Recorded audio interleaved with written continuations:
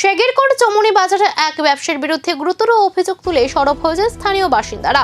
প্রশাসনের হস্তক্ষেপের দাবি জোরদার হচ্ছে। অভিযোগ, দীর্ঘদিন ধরে তিনি বাজারে অবৈধ ব্যবসা ও অনিয়মমূলক কার্যকলাপ চালিয়ে আসছেন।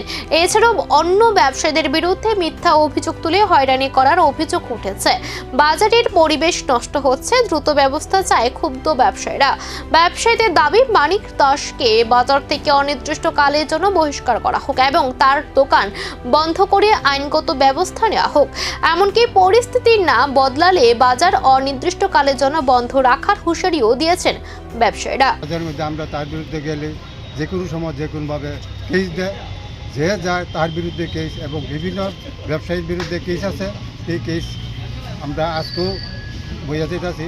এর জন্য আমরা ভয়ে তার ব্যক্তিগতভাবে আমরা কেউ তার বিরুদ্ধে লড়াই সংগ্রামে যাই না। আমরা থানা দ্বারস্থ হয়েছি। পুলিশ কি আশ্বাস দিয়েছে আজকে আপনাদের? কি কইছে আজকে আপনার আসার পর? কি আশ্বাস দিয়েছে? আমরা চেষ্টা করুন এবং বিষয়টা চিন্তা করুন। আপনারা আগে দোকান খুলে আমরা বুঝলাম যে না, আমরা দোকান করতাম না। এর বিরুদ্ধে যদি কোনো প্রতিকার না হয়, আমরা অনির্দিষ্টকালের জন্য দোকান বন্ধ রাখবো। কত অবৈধ ব্যবসা মানে কি ব্যবসা করে উনি দোকানের? অবৈধ ব্যবসার কাঠের ব্যবসা এবং বিভিন্ন আরও অবৈধ ব্যবসা আছে, জায়গার ব্যবসা এবং চরিত্র খারাপ। বিভিন্নভাবে আমরা বিভিন্ন ব্যস্ত হইতেছি। এর জন্য আমরা আজকে এই প্রতিবাদ। মানিক দাস এখন অবধি কতজনের নামে কেস করেছে আপনাদের? প্রায় 8 জন। কতজন ব্যবসায়িক রয়েছেন টোটাল বাজারে? বাজারে ব্যবসা আছে প্রায় 100।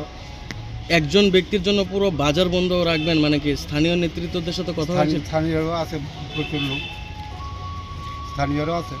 এবং কীর্তনের সম্বন্ধে এর বিরুদ্ধে বহুত অভিযোগ আছে। কীর্তনের জায়গা হে ছাড়তে চায় না, নিজের নামে করে নিছে। পঞ্চায়েতের জায়গা নিজের নামে করে নিছে। অবৈধ জায়গা হের নামে, বিভিন্ন এলাকার জায়গাও হের নামে করে নিছে। মন্দির ভেঙে নাকি জায়গা দখল করেছে।